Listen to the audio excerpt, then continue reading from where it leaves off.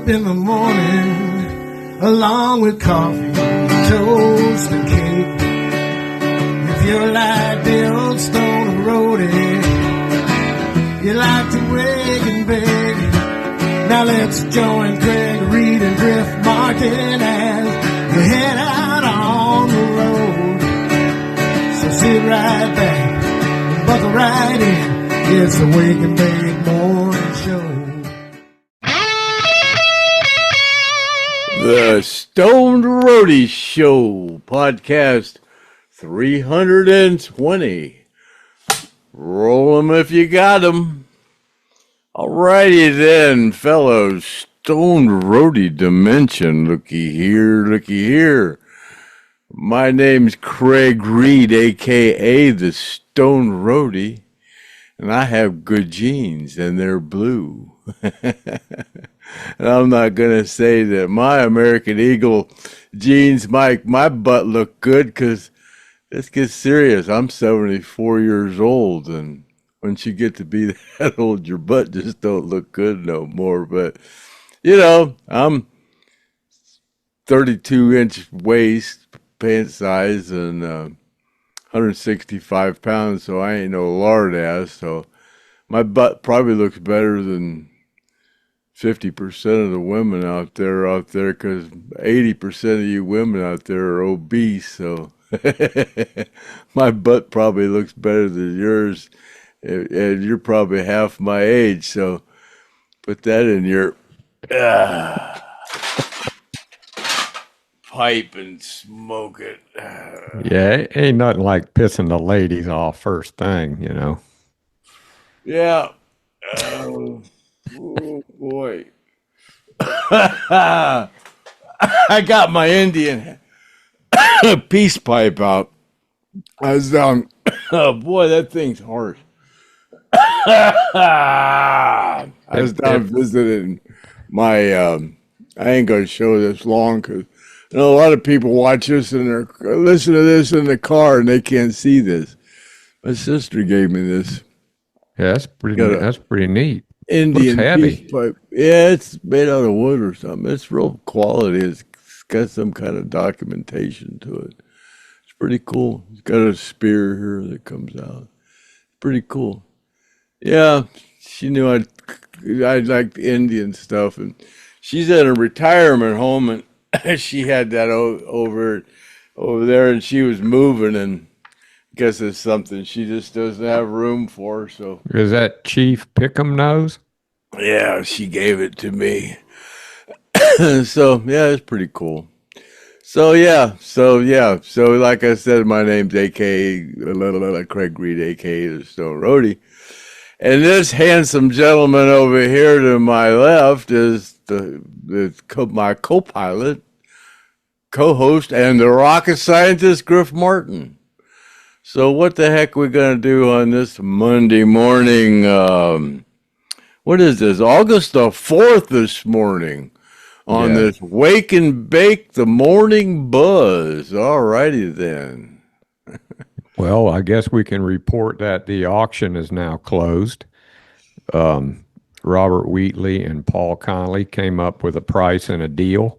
So that's gone. No more auction number 2, the Paul Connolly. Stay tuned for number 3. I'm sure he's got some more stuff. And thanks, Robert Wheatley, for your contributions. It's always been a great contributor to the podcast. So thanks there, Robert. And we've got some comments and questions, and we appreciate Chris and John from Second Helping coming on the last podcast and talking about their story about how they came about to be probably the first Lynyrd Skynyrd tribute band there ever was. A really interesting group of guys, real nice guys, and they're pretty well known in the circles of Lynyrd Skynyrd tribute bands. They actually, Chris is going to send me that Ed King t-shirt, which he got permission from Ed's wife, Sharon, to do that. So she said I could have it. And I appreciate that, Chris. and I sent him a little package of stuff. And so I guess we'll talk about comments and questions and things surrounding the podcast a little bit after the jibber jabber. We got some hopeful people coming on the podcast. Of course, we're still working on Lee Wilkeson.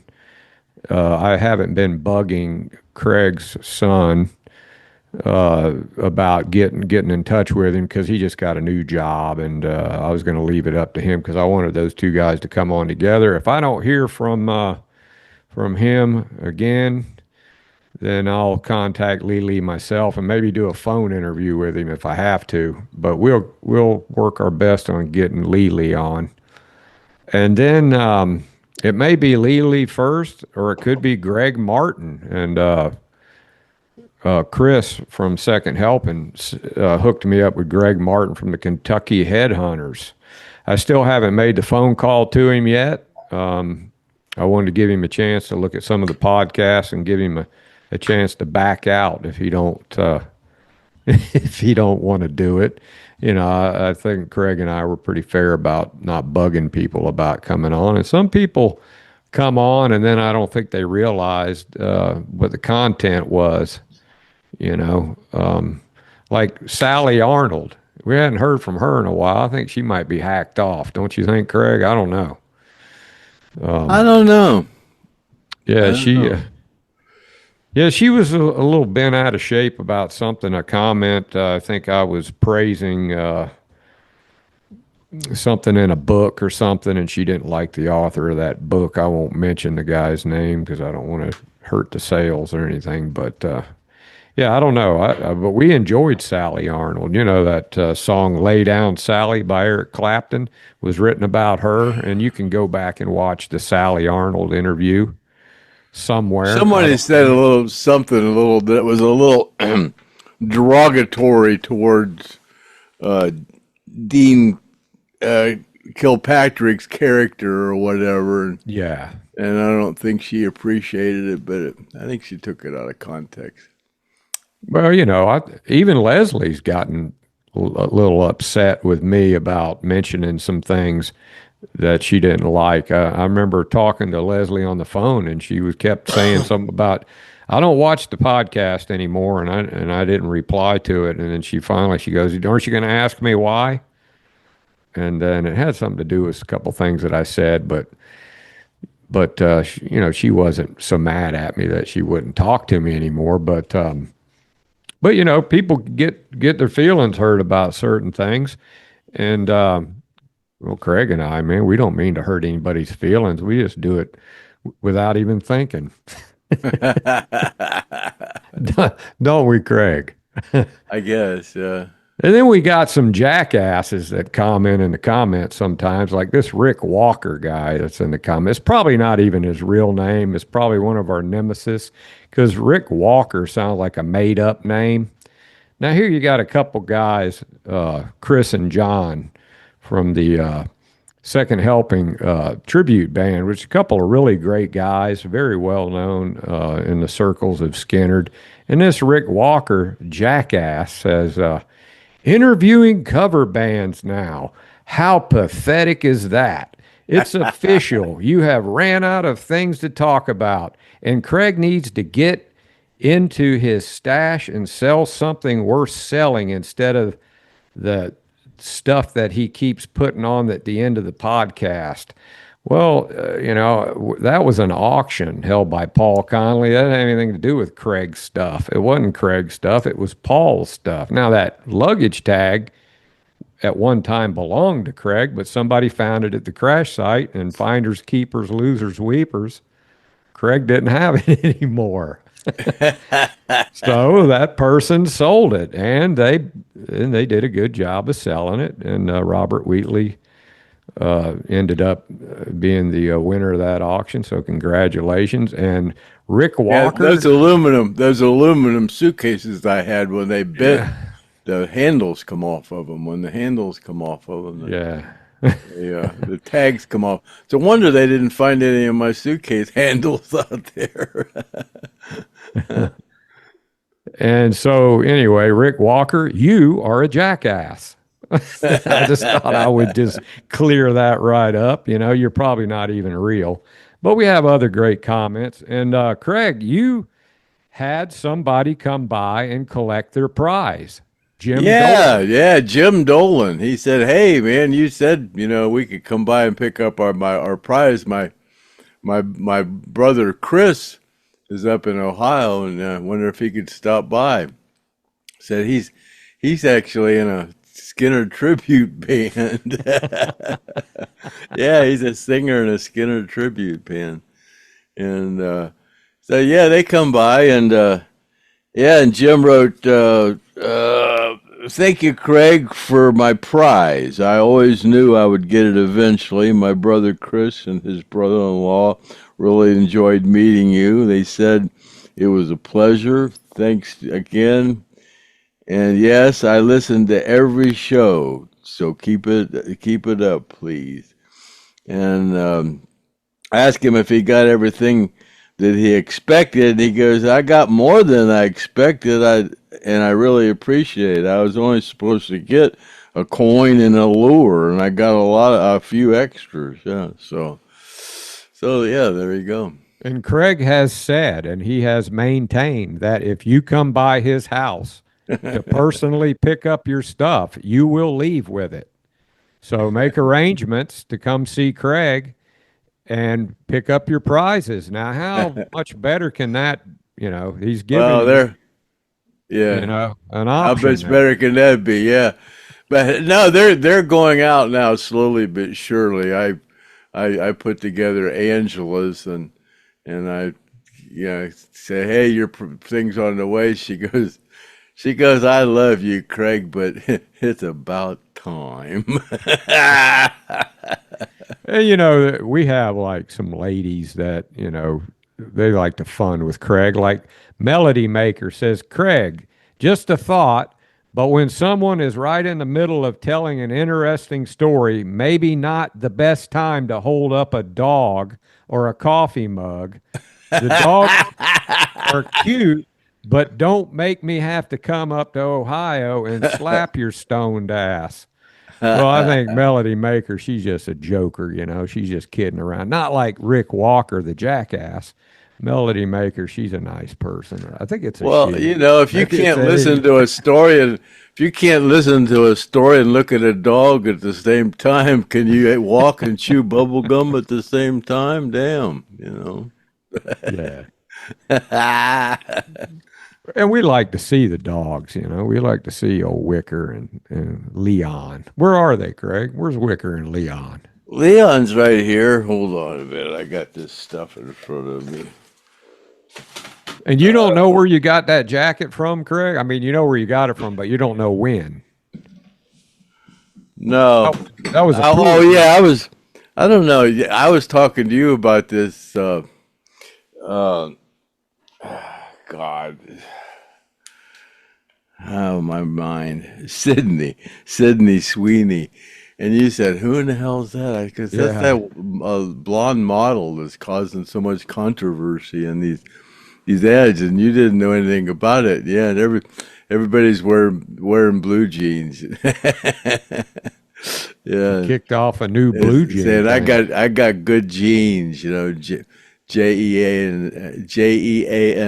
jeans, not Genes.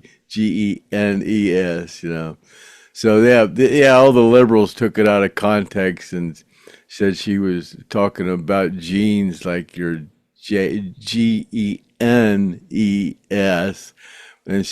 were calling her a Nazi and stuff, saying she was talking about her genes. Yeah, people are. Yeah, it was Yeah. a lot of. A lot of women can't look like Sydney Sweeney. I mean, God, and she won't look like that forever. I mean, she'll get older, and she won't look like that forever. So, you know, you women that when you're fortunate enough to be born, God gifted you like that. God, don't get fat, man.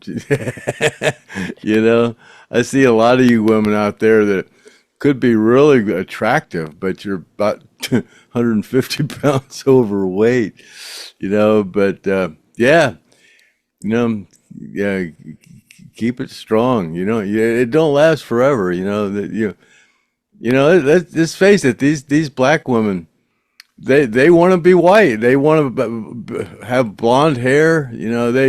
I've heard them say they just can't compete with these blonde hair, blue eyed. It's not fair for them to flaunt themselves like they do because we just can't compete. And then you take that woman down there that beat that white woman down in Cincinnati, overweight black woman with blonde hair, and she if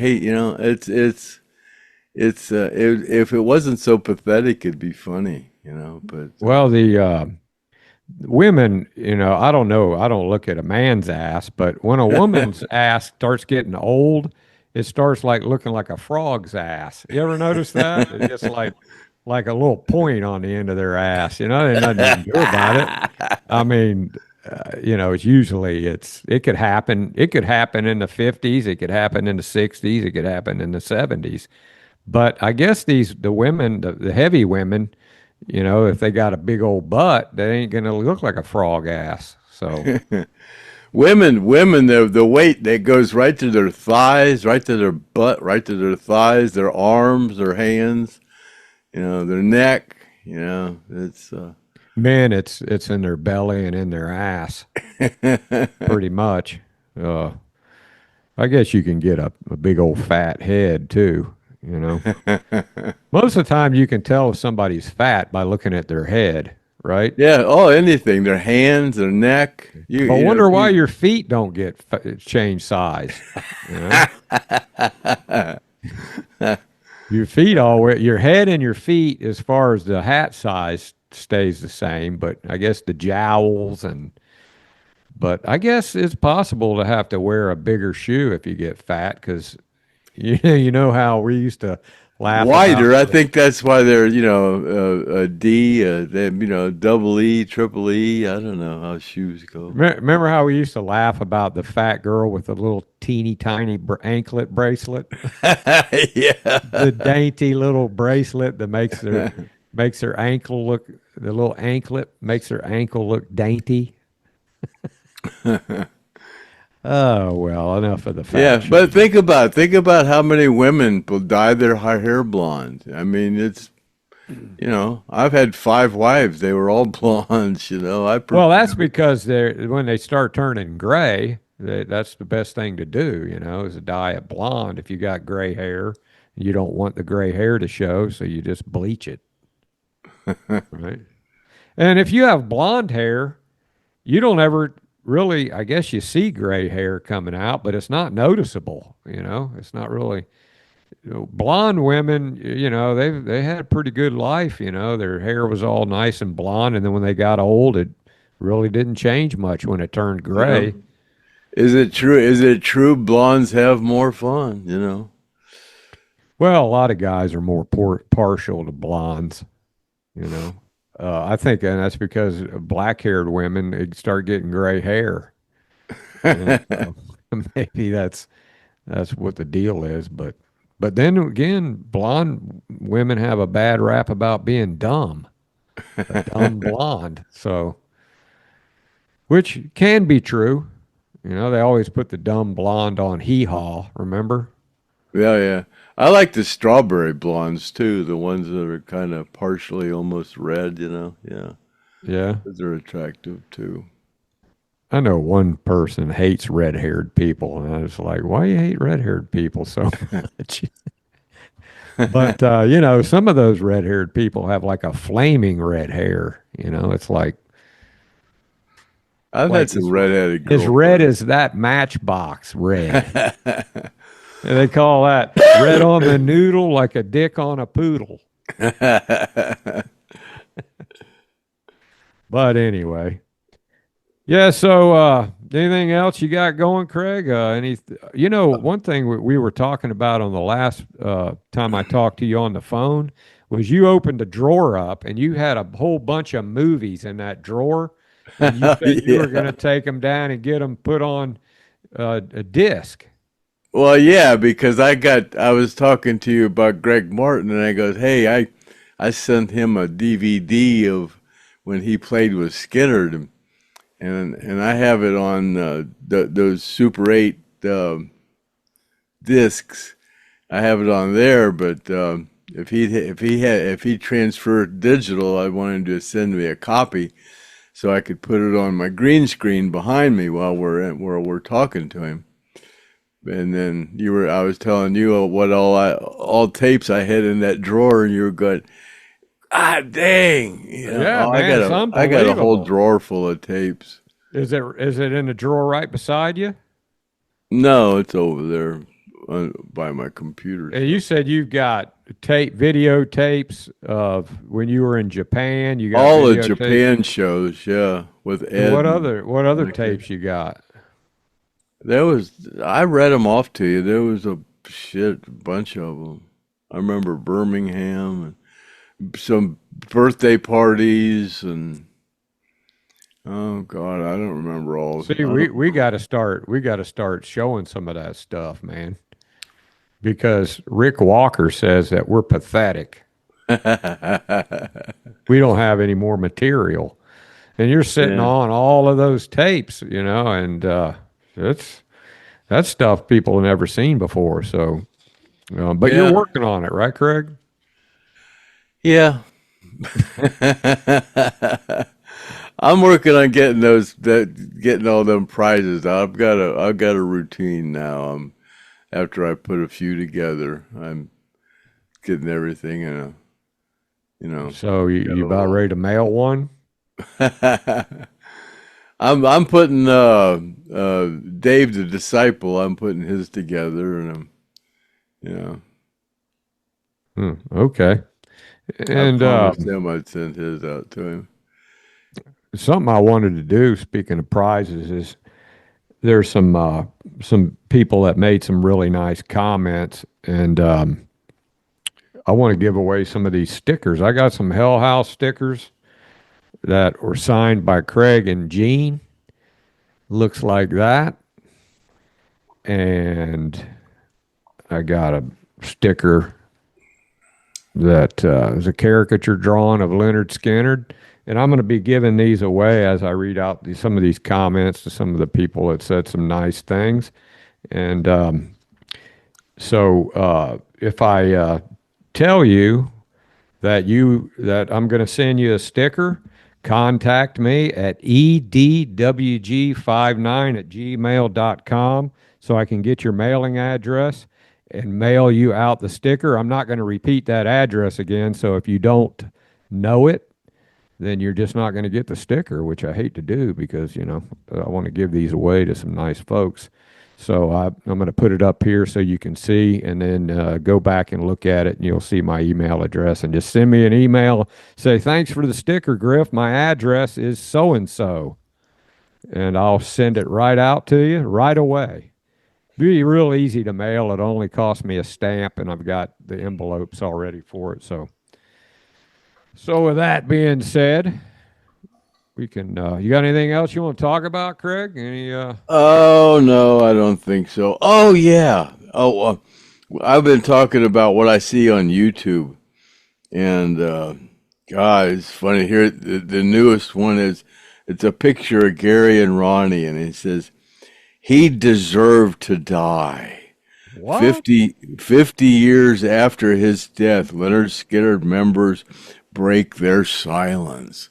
And then it's like Lynyrd Skynyrd band members finally open up about the way they feel about Ronnie. I'm going, they're all dead. How are they gonna open up? It's it's nothing to do with they talk about Ronnie, but it's nothing. It's that clickbait. It's just When you watch it, it's bullshit. They Yeah, don't even talk about it. Yeah. he deserved to die. Yeah, it's ridiculous. It's just totally ridiculous. That's the newest one. Yeah, I see those all the time. Oh, you were talking about the tribute bands too. I went over to Sammy's the other night, and we broke into his he collects bourbon, so I was over there sucking on some of his real expensive bourbon, and we were talking about the last podcast with Second Helping, and he was putting on, and I said, "Yeah, there's a shitload of tribute bands." So we searched YouTube, and God, we sit there and watched about 15 tribute bands, from all over the place. It's kind of it's Skynyrd tribute bands. They were Skinner Skynyrd. tribute bands. Yeah, they dress the act. They try to look like the players, and yeah, Well, you want to start out on the right foot. If you go doing yeah. some kind of a Pat Benatar tribute band, you might not do as well.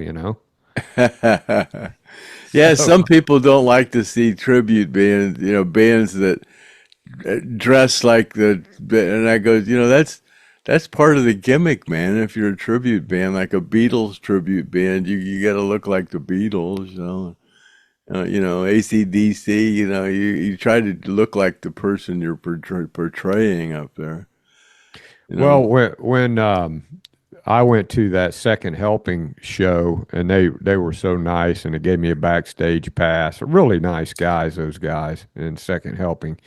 And at the same time, a buddy of mine said, "Hey, it's the same night." A buddy of mine said, "Hey, come on over to the Lakeland Civic Center and watch Lynyrd Skynyrd classic albums live." I don't know if you guys have ever seen classic albums live. A guy named Shane Honkin, he's always a great guitar player, and he's from where I used to live over in Cocoa Beach, and but those guys, classic albums live, they do classic albums of like Pink Floyd, The Doors, Lynyrd Skynyrd, Led Zeppelin, and anybody's ever seen them, they don't dress up like them, and they don't necessarily have a guy that's a front man singing. It could be a guy singing Ronnie's part playing a guitar, but those notes are dead on perfect. I think they read music, and yeah, if anybody's ever heard of classic albums live, I know you're agreeing with me. They're really good, and if you haven't heard of them, if you ever get a chance to see them, check them out because you will not be disappointed. You ever heard of them, Craig? No, I haven't. No. Yeah, they kind of tour all over the country, and they'll pick a classic album, like CCR, or I haven't heard them do anything like Ted Nugent or anything like that, but they do like Boston and groups like that, and they're really great. And I suggest the Led Zeppelin, man. That's one of the best that I've seen them do. Haven't seen them in a while. I seen them when they first started doing it, but my buddy, he goes to all of them. But yeah, they're pretty cool. So who you say you watched about 10 of those? Oh, Lynyrd more than Skynyrd 10. tributes? Yeah, there was a shitload of them. Yeah, there was some pretty cool ones. Yeah. Yeah, and I think for the most part, is people that like if you just go and listen to the music, you don't really pay attention if they're trying to act like somebody or not. But I do see, some people, like I saw one guy look just like Gary Rossington, from a distance. You got up close and didn't look like him. But old Zach Lane, he would do really good as a Gary Rossington look-alike in a tribute, the Skinner tribute band. He would be a great Gary Rossington. I think he'd be a great Gary Rossington in the actual tribute band. If anybody doesn't know who I'm talking about, Zach Lane, and he plays guitar note for note too, just like Gary. So wouldn't you say he looks just like Gary in his younger years, Craig? Yeah, Pretty much. he's pretty close. Got the same When hair. when we were at Gary's funeral, Dale thought so. Yeah, she did, didn't she? She came. She came up to him and she got freaked Oh my out. God. Yeah. Yeah. You asked me where I got this jacket. I don't even remember. You said it was a tour jacket. Yeah, let me zoom in on the patch there. Yeah, Dave the Disciple sent me one of those stickers, or a couple of those stickers that he made up.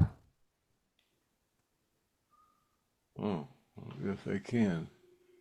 Oh, well, that's the Skinner sticker, and there's my name over there. Damn jacket looks brand new, man. Yeah, I've never hardly worn it. It's a little big on me. Look at that picture behind you, Ronnie, looking at Gary playing the guitar like, better not mess up, man. Better not mess up. Yeah, that's a great picture, man. Pretty good picture. Okay, well, I guess we can jump right into the rest of these comments. We've got like about 13 of them here to go through, uh, and we'll give some stickers away. Or see, Roger Banning. What is the latest on the Battle of the Bands? Talking about the tribute bands. Griff, you and Craig go together like peanut butter and jelly. Thanks for uh, keep up the good work. Yeah, I even talked to Chris and John about my idea for the Battle of the Bands, and they said they wouldn't do it. I talked to a few of the tribute bands, and they just weren't interested in it. I don't know why they're not interested in it. Now, I think they would be if I put a $30,000 prize on there, but I don't have $30,000 prize. I like to figure out how to come up with that much money and do a Lynyrd Skynyrd Battle of the Bands.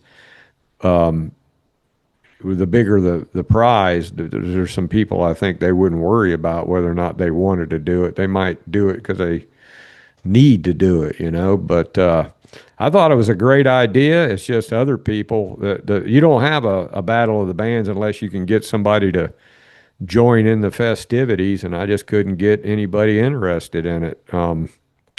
So if anybody is in a Lynyrd Skynyrd tribute band, let me know what you think about it. Put down in the comments what you think about a Battle of the Bands. But wouldn't it be cool, Craig, if you had like you had an album that you did, like let's say Second Helping, and you had a list of songs, and see who could do those songs the best, and vote on it with some judges, like maybe you have Craig and maybe Joe Crimp, Mike Estes, or Paul Abraham, or some people sitting in the panel of judges, and who better to judge? I mean, get Derek Hess or Randall Hall or somebody in there.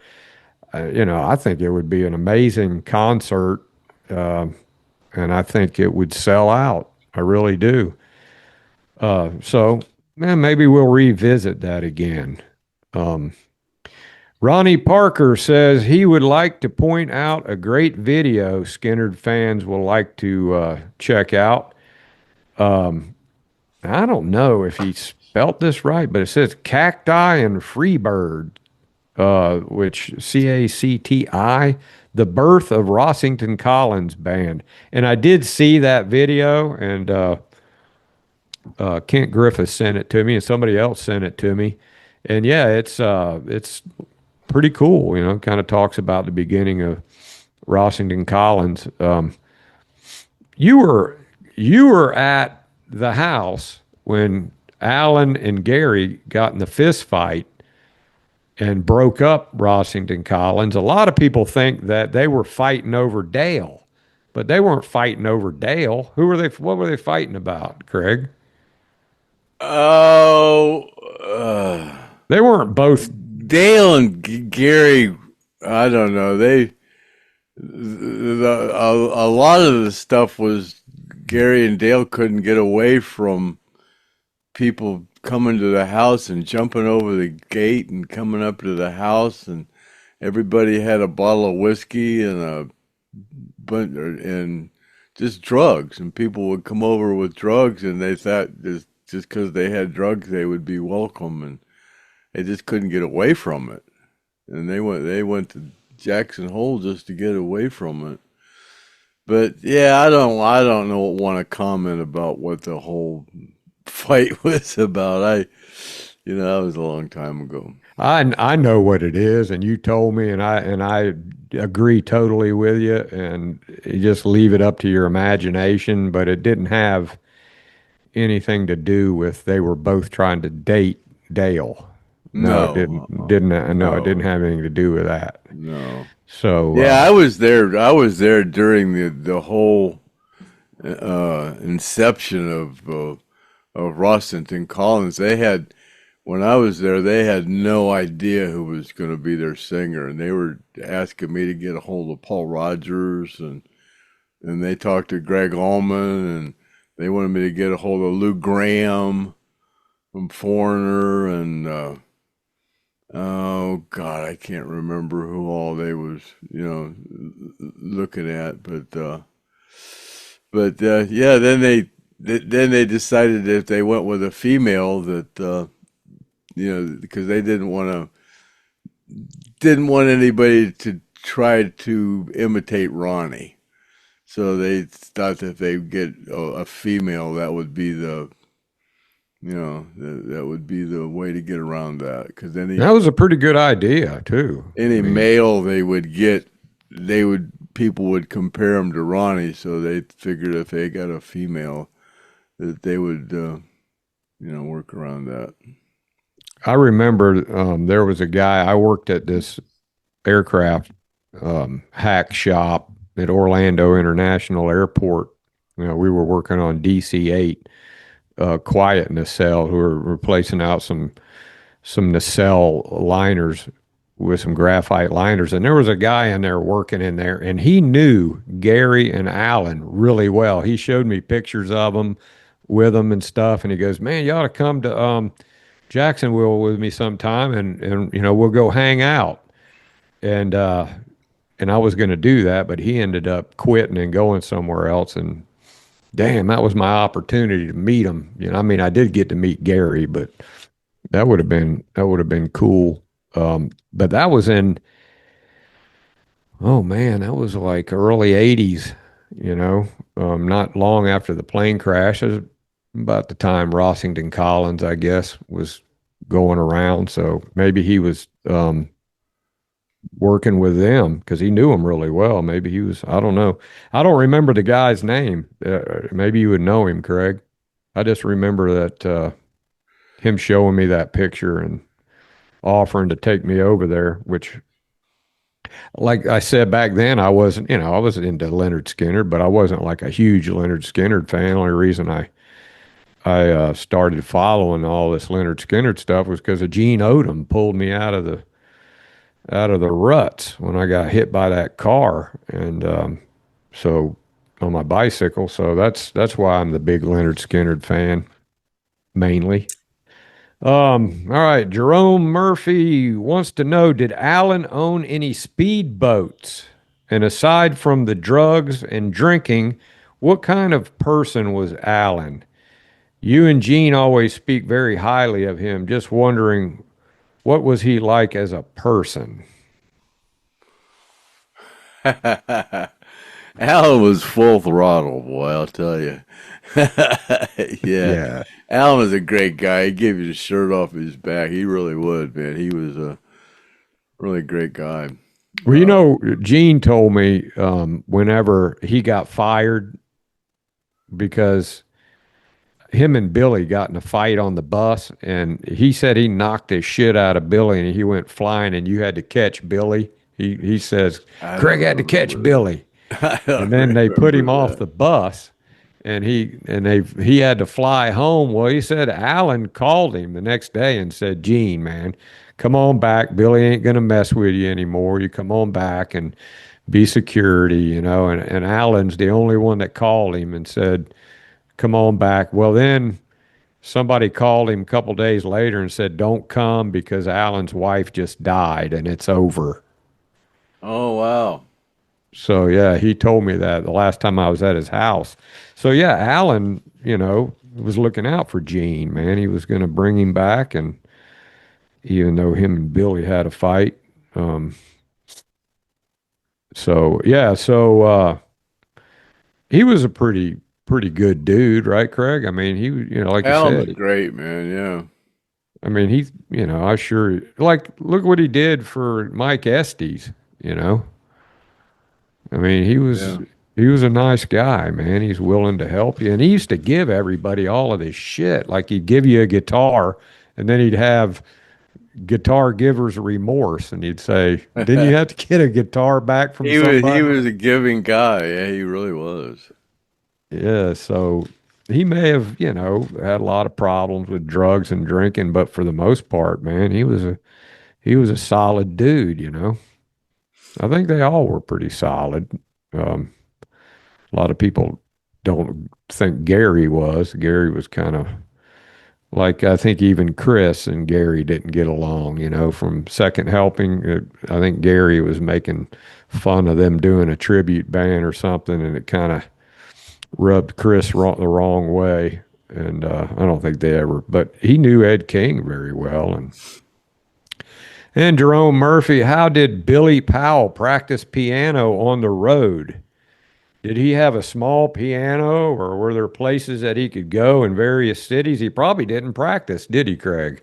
Didn't need to. Nobody really did they? Uh-uh. Once you were on the road, your Billy didn't practice need was to the practice. gig. Yeah. I Billy guess didn't need to practice. Yeah. Your practice was Guitar players have to keep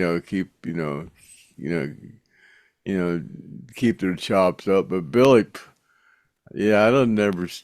He had a piano at home. I never seen him play it that much at home, but did a little bit. But And Leon didn't have to practice much either, did he? no, Leon played out. Leon would go to bars and play with local bands and stuff. Yeah, when he came and lived with me in Ohio, we'd go down to the Main Street Saloon, and he'd sit in down there on open mic night and sit in. Yeah, that place became real popular because Leon was down there playing. Yeah, I bet people were freaking out when they see old Leon walk in and go, "Yeah, well, I'll get up there on the stage." And Yeah. Yeah, me and Leon had a ball down at the Main Street Saloon. That's where my biker bar, my motorcycle shop was. and that when they started the tribute and they did that Charlie Daniels thing, and old Leon got on there and did that. They were all taking turns. Like old Randall Hall did a guitar run, and Charlie Daniels did a fiddle run, and a bunch of guys were doing. Wasn't Stevie Ray Vaughan there? Seemed like he was there. Maybe I'm wrong about that. But yeah, old Leon got up there and did a solo lead, which I thought sounded pretty cool. You know what I'm talking about, Craig? I lost you on that one. Which one was it? It was the Charlie Daniels thing with the reunion. I don't think Leon played that. I think He didn't? No, his arm was still messed up with that. He couldn't even play. At the Charlie Daniels Volunteer Jam, yeah. He couldn't even play. His arm. Well, you guys put it in the comments what I'm talking about. I know I saw Leon up on there, him and Randall Hall. He was up there, but he couldn't play. Yeah. I don't know what he was doing up there, but he couldn't. I saw him ripping a lead off with Charlie Daniels somewhere, but I don't know what that was. Maybe I got it mixed up. You're the expert, Craig. It wasn't there. He couldn't play. His arm was still messed up. And he had a lot of like internal injuries for a long time because Joe Crimp told me about it. He suffered, man, with internal injuries. I mean, he had blunt force trauma to all his organs. He didn't have this motion in his arm. He lost this motion. That's why he played his guitar up like this. Yeah. And his tombstone shows he couldn't. It shows he's holding it. So he had to play like this. Okay. Nathan Smith. Who was the guitar tech that was in jail with Ronnie that caused Ed to mess up because his guitar wasn't ready? Chuck Flowers. Chuck Flowers? Yeah, he's the one that blew his head off. Was the gun that Ronnie gave him during Washington Collins. What did they get thrown in jail for? Do you remember? Hard to tell. Probably, yeah. God, when he was in jail with Ronnie, little did he know that Ronnie was going to give him the gun that he was going to shoot himself with. Crazy. Crazy how things work out. Jimmy, he says, where is Kimmy? Lots of people asking, where's Kimmy? I don't know. I didn't see Kimmy on the last couple podcasts. Maybe she's on vacation somewhere or something. I'm sure she'll be back. Kimmy, if you're out there, man, let us know what's going on. Maybe you and your husband finally getting divorced or something. She didn't comment on the last podcast? No, she didn't comment on the last one. Oh, wow. Maybe she's not a fan of tribute bands and she just doesn't want to say it. And then Jimmy says, lots of good skin information from the second helping. It was very educational.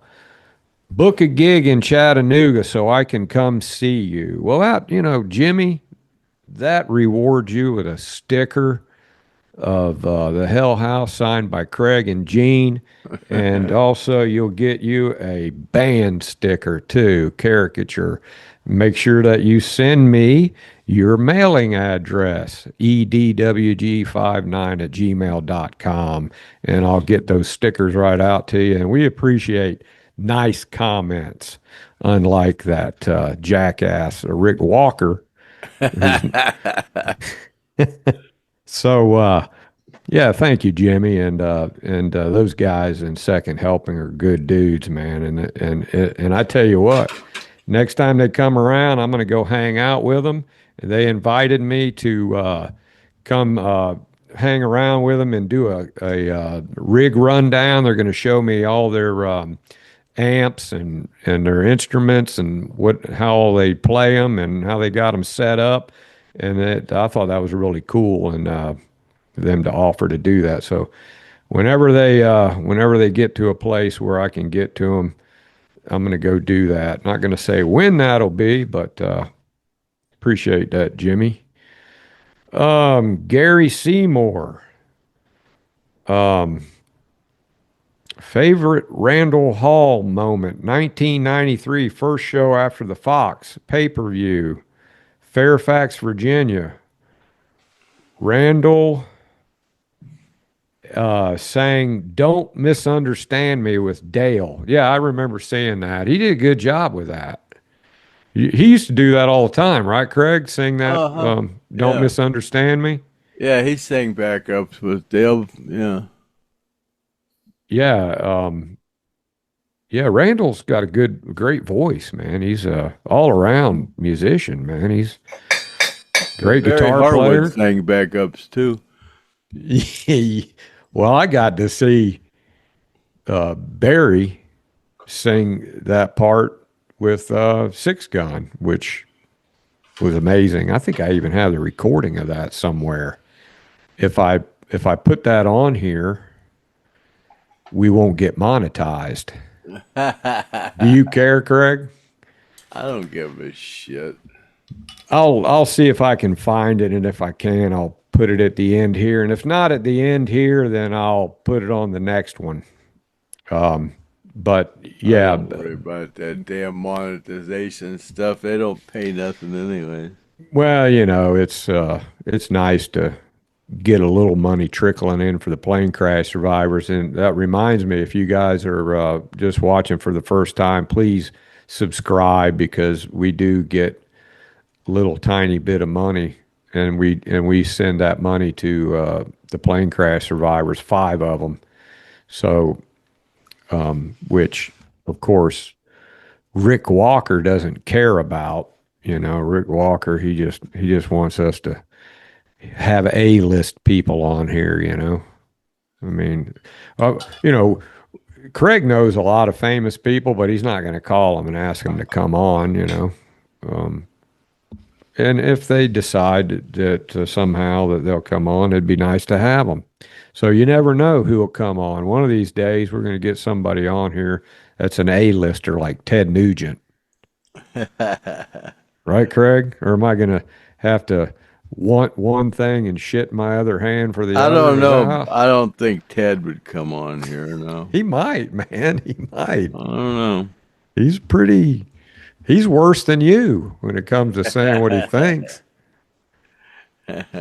Angela Lynyrd said, great podcast. Love Second Helping. Angela, you get 2 stickers for being such a kind-hearted person. We love Angela Lynyrd. She's always been around. So, yeah, send me your address, Angela. I know I've had it at one time before, but I don't keep people's addresses and things because I just am unorganized that way. So edwg59@gmail.com. Send me your address, and Craig probably has it, but just to let me know that you heard me and that you're and you're wanting the stickers. David Selders was expecting Ozzy stories. Very nice surprise seeing Second Helping. Well, David Selders, you can get some stickers too. Thank you very much for appreciating Second Helping coming on. And yeah, you got any Ozzy stories, Craig? No, we played with Black Sabbath a couple of times, but I never got the opportunity to actually meet Ozzy. I knew Zach. I know Zach pretty well. Well, not really well. Him and Gary when I got drunk, they painted my face with lipstick. Oh, yeah? And when I passed out, Zach Weil and Gary painted my face with lipstick. And then I got called down to to rescue Billy in the bar in Tokyo, and went down to this 5-star bar in Tokyo with red lipstick all over my face, drunker than shit. That was a memorable experience. You know what's crazy is that Randy Rhoads, when he died, I can't believe that was all the way. I think it was 82. That was a long time ago that he died, man. He was 25 years old.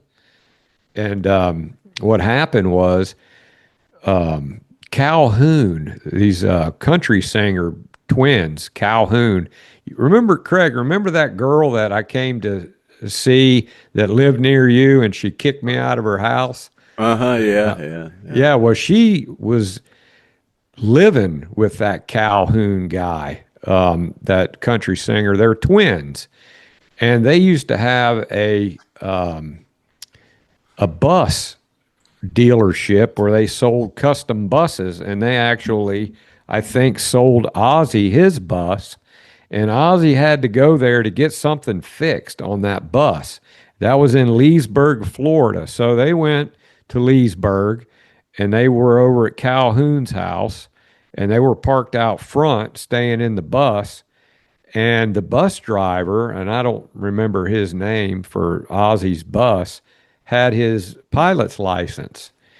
And I think Calhoun had his own plane because that girl that I used to date that I was telling you about, she used to fly all over the place with that guy. And so she was telling me the story that bus driver took that plane without permission and was flying it, and buzzing Ozzy's bus. And then he talked Randy Rhoads into going up with him, and Randy was going to get an aerial shot of the bus. And from what I understand, he was doing some close maneuvers towards the bus, trying to wake Ozzy up or something, and that wing clipped the bus, and then it hit the house, and that's what killed all 3 of those.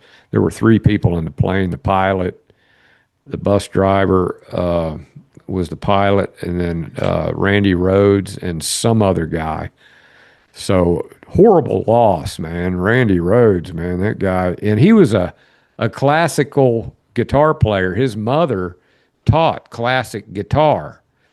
And that's why Randy Rhoads was so talented, because his mother, ever since he was a little kid, he learned how to play classic guitar, and then it turned into a huge talent. And then he met Ozzy Osbourne. Of course, you know the rest of the story. But Yeah, the only time I remember a show with Black Sabbath was we opened for Black Sabbath. I don't remember where, somewhere up north, northeast, Pennsylvania. I don't know, somewhere up in there. Anyways, we opened for Black Sabbath, and oh my God, people, they were just screaming Black Sabbath and pointing at the backdrop they had in the back with the thing, and they were just screaming Black Sabbath. Probably the worst Skynyrd. It was a good show, but it was still pretty interruptive with people screaming Black Sabbath, So after they were walking off stage, Leon got in pulled out a blank gun.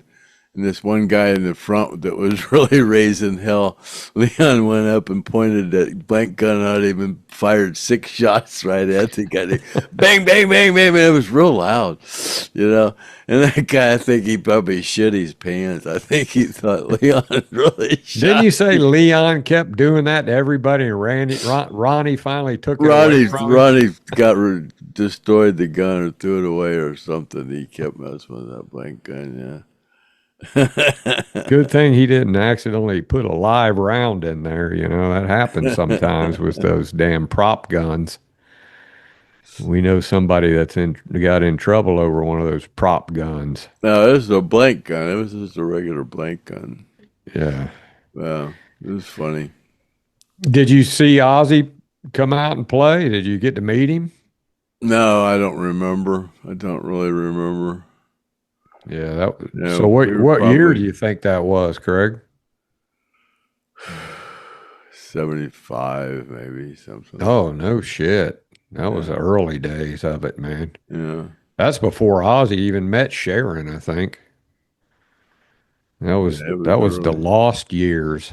If it wouldn't been for Sharon, he'd have been dead. And then the second time, that one in California, I think they played and then we played later, but I don't even remember that one at all. I don't think. I kind of do, but I don't think I ever seen them.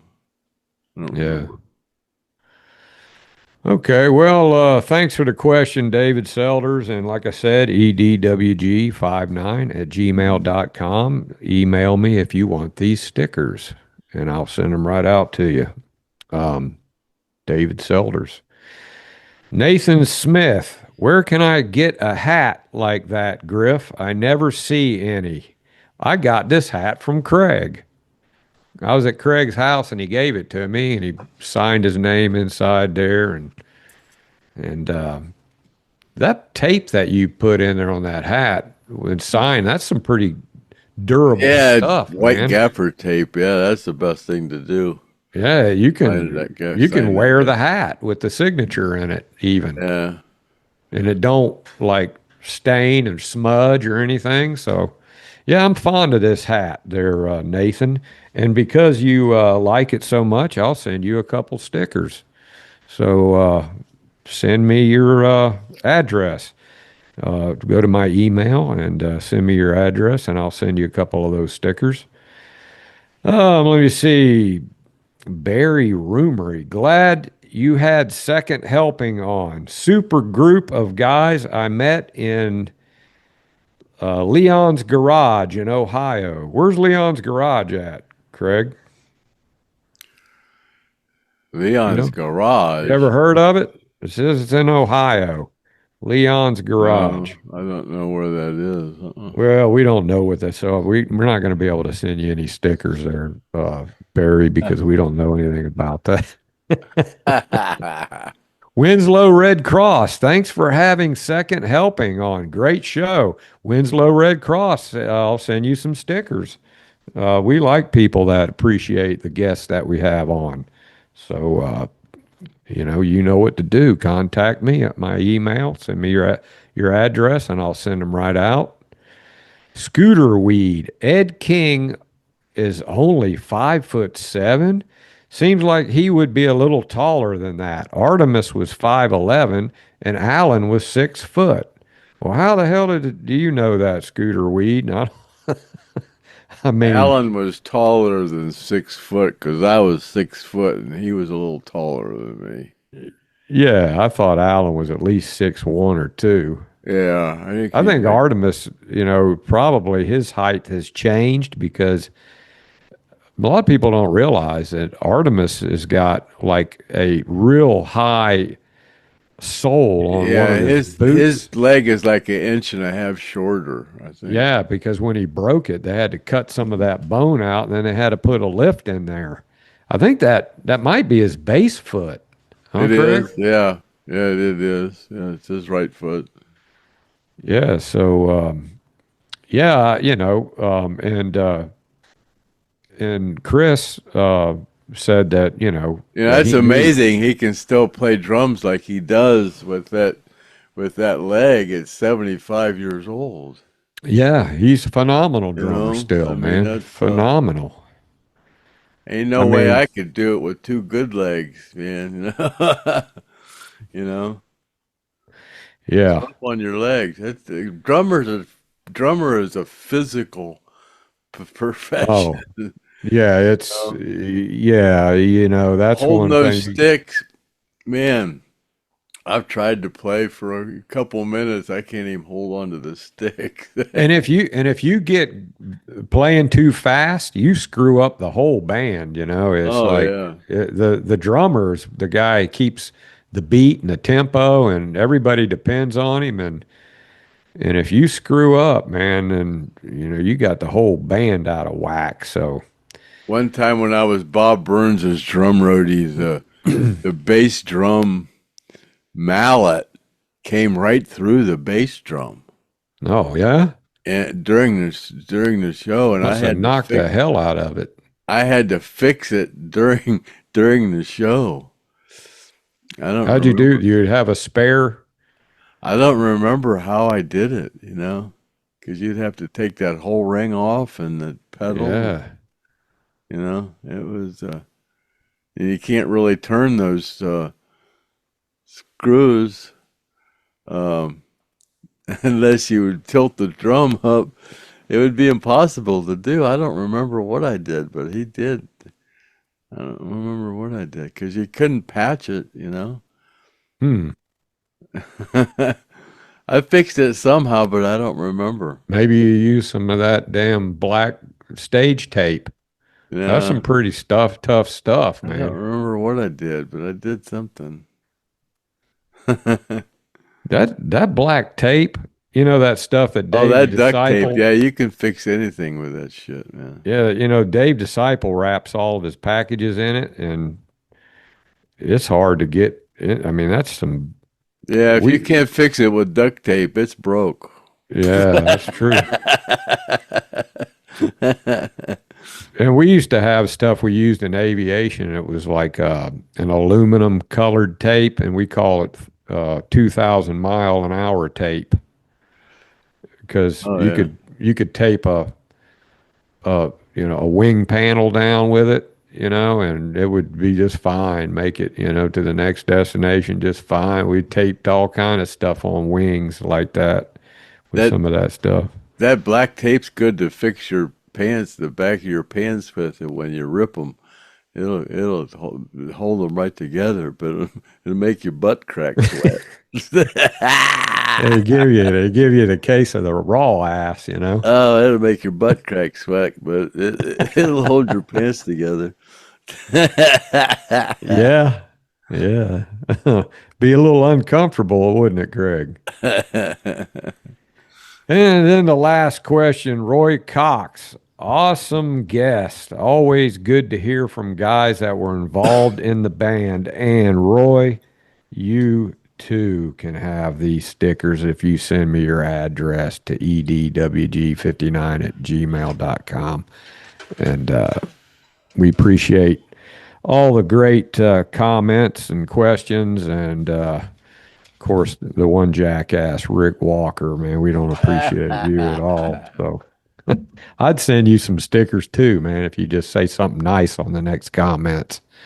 The next podcast comments. If you say something nice, I'll send you some stickers too. But I think you're a phony anyway.